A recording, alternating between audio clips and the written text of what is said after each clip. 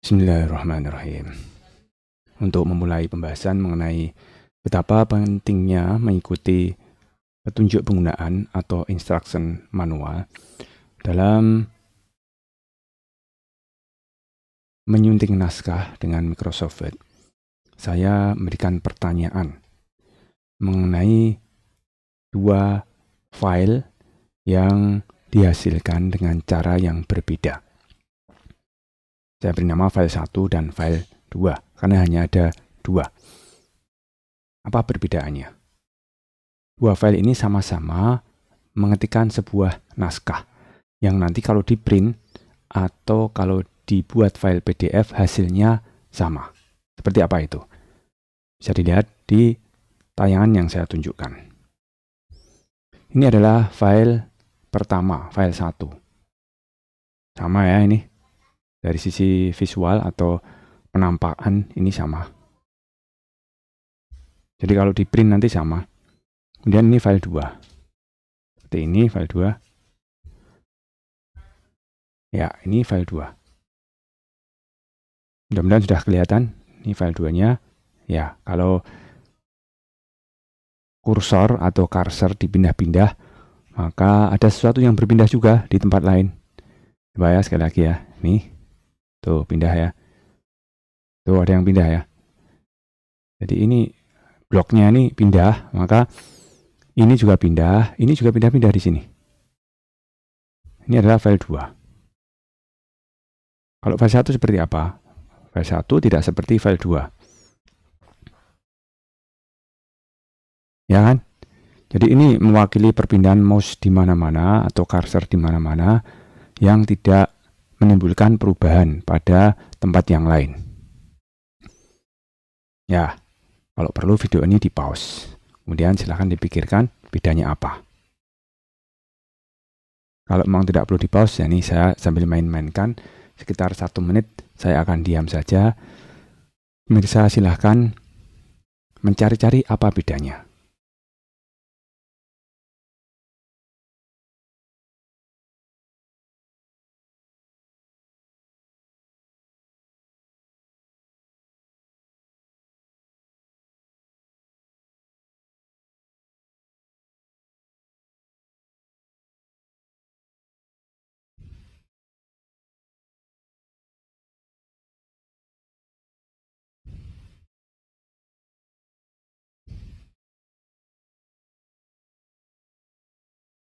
Oke, saya pikir cukup. Nah, dari tayangan tadi, kita bisa membuat perbandingan dari sisi visual, yang itu nanti akan menunjukkan cara yang berbeda dalam membuat naskah ini. Untuk file 1, tidak ada item sama sekali di navigation pane. Navigation pane ini ya, ini tidak ada item sama sekali, ada di sini. Jadi semua naskah mempunyai style normal. Ini style ya, karena banyak ya styles normal ini. Naskah tidak berstruktur atau secara teknis tidak punya judul, tidak punya subjudul, dan seterusnya. Tidak ada heading 1, heading 2, dan seterusnya. Ini hanya masalah penyebutan ya. Kalau secara default itu penyebutannya dengan heading 1, heading 2, heading 3, heading 4, dan seterusnya begitu. Tapi nanti kita bisa membuatnya sendiri, misalnya dengan bab, subbab, anak subbab, dan seterusnya. Atau bab, subbab, sub-subbab, dan seterusnya. Juga bisa dengan judul, subjudul, anak subjudul, dan seterusnya.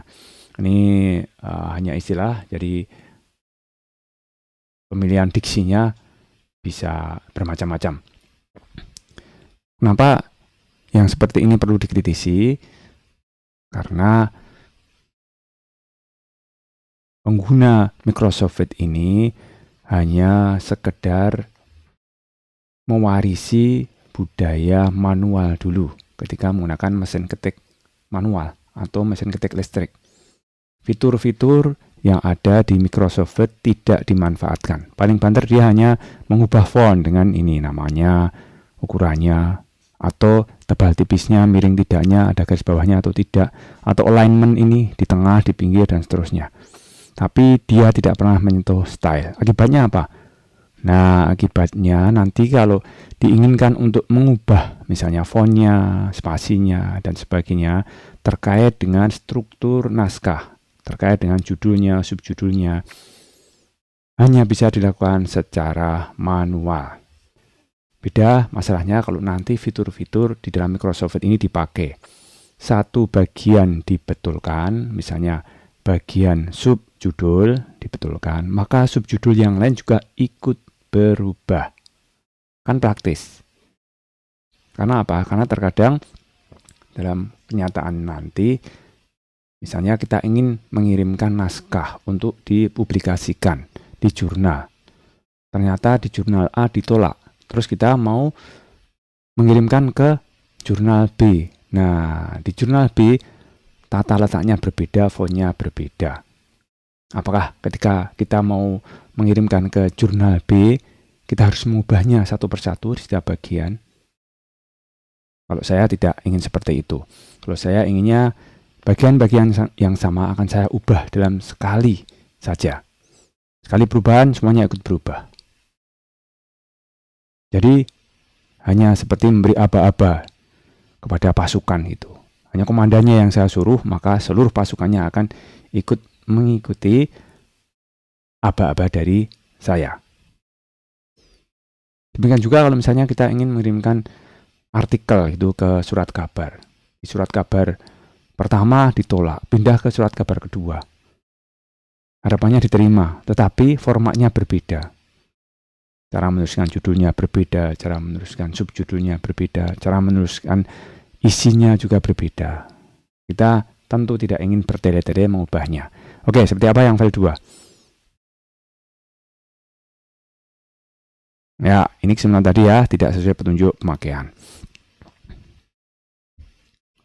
Yang 2 pasti ini arahnya ke pada user yang sudah mengikuti instruction manual, paling tidak pada bagian yang akan saya jelaskan.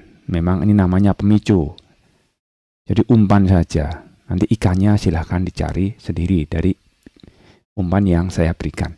Ini saya berikan tanda-tanda A gini ya. Ini maksudnya di sini ada sesuatu yang perlu diperhatikan. Yang pertama nih ya, ada item-item di navigation pane. Nih ada. Kalau tadi kan kosong. Terus kursor berada di judul, nih judul ya.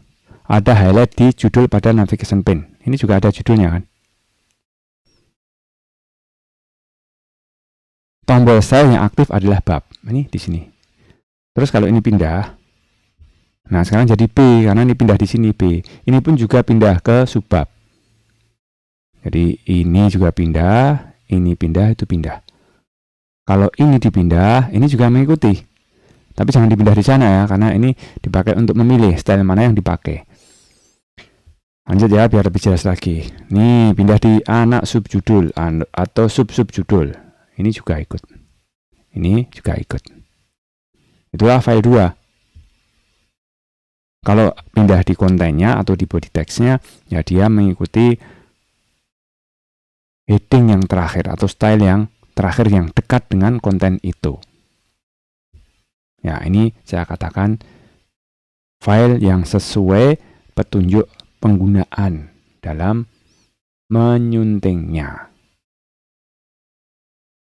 Kalau sesuai petunjuk penggunaan, pasti nanti ada perubahan juga akan mudah untuk melakukannya. Misalnya perubahan font, spasi, apapun itu ya. Cukup kita lakukan misalnya mau mengubah subjudul, dilakukan di sini, dari sini ya. Nanti ada caranya yang akan saya berikan dalam video tersendiri. Beda masalahnya dengan kalau masih seperti file yang pertama. Dibuat secara manual, mengubahnya pun manual. Kalau yang kedua, ini sudah sesuai petunjuk penggunaan, mengubahnya lebih mudah daripada file yang pertama yang masih manual. Kenapa bisa seperti itu? Nah, ini sejarahnya, historisnya gitu ya. Itu pasti membuat file yang pertama itu masih membawa budaya manual ketika mengetik. teknologinya sudah berkembang, tapi dia masih menggunakan budaya yang sama. Sudah ganti dari sepeda, ganti motor. Sepedanya dikayuh, masa motornya juga mau dikayuh. Harusnya kan tidak seperti itu. Dulu ketika mengetik dengan mesin ketik manual, daftar isi, daftar gambar, daftar tabel diketik manual. Ya sekarang seharusnya jangan manual. Dulu tidak ada istilah cross reference karena semuanya manual gitu ya. Apa itu cross reference? Cross reference itu misalnya ada gambar bernomor, kemudian ada paragraf yang menunjuk gambar itu. Nah, itu namanya cross reference. Sebagaimana gambar satu, sebagaimana tabel satu. Kalau kita menggunakan fitur dari Microsoft Word, maka nanti nomor gambar yang diacu atau di dalam cross reference itu akan mengikuti nomor gambar aslinya. Akan repot kalau dilakukan manual. Nomor gambarnya tambah gara-gara di atasnya ditambah ada gambar baru gitu kan. Nah, masa mau mengubahnya di judul gambarnya? Nanti banyak sekali, apalagi kalau kalimat atau paragraf yang mengacu ke nomor gambar itu banyak. Akan bertele-tele prosesnya. Demikian juga dengan daftar pustaka. Awalnya dulu memang mengetik manual karena mesin ketiknya cetak gitu ya. Bisanya manual. Sekarang sudah ada Microsoft Word, masa daftar pustakanya manual. Banyak software yang bisa dipakai untuk melengkapi Microsoft Word. Misalnya saja Mendeley. Walaupun masih ada lagi software yang mengaku tidak kalah dengan Mendeley. Misalnya Docker. Ada lagi malah yang di dalam Microsoft Word itu sendiri namanya references. Ya, ada fitur references. Itu kalau kita memanage daftar pustaka yang tidak begitu banyak, cukup dengan fitur yang ada di Microsoft Word saja. Nah, ini pilihan ya. Kalau sudah opsional begini, ini pilihan.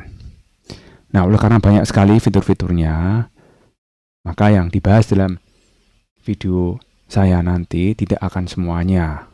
Kalau semuanya itu namanya tutorial Microsoft Word. Hanya fitur-fitur penting saja. Misalnya nanti style. Supaya kerja kita tidak manual ya. Ketika mengubah format secara berjamaah, secara bareng-bareng gitu ya, tidak satu persatu. Membuat daftar isi otomatis itu tidak manual. Kemudian yang kedua caption. Caption itu caption itu sub lagi ya.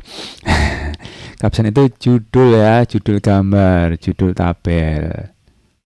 Kenapa tidak boleh manual ya? Karena nanti kalau misalnya mau membuat daftar gambar atau daftar tabel, masa manual. Kalau judulnya dibuat manual, judul gambar manual, maka daftar gambarnya juga manual.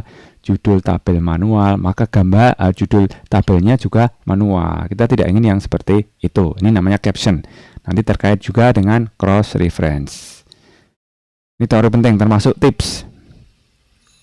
Tips termasuk teori ya, karena kita bisa minta tolong Mbah Google atau dengan cara googling untuk mendapatkan tutorial bagaimana cara menggunakan Microsoft Word dengan benar. Kita bisa mengikutinya karena videonya pendek-pendek, tidak panjang-panjang, dan menerapkannya ketika bekerja beneran. Praktek ya, nanti ada prakteknya. Dan otomatis kalau kita sudah tahu teorinya seperti itu dan sudah bisa mempraktekannya, maka semua tugas-tugas yang terkait dengan penulisan harus kita selesaikan dengan Microsoft Word secara benar. Satu persatu kita akan bahas bagaimana cara memanfaatkan fitur penting Microsoft Office atau Microsoft Word ini dalam video-video berikutnya.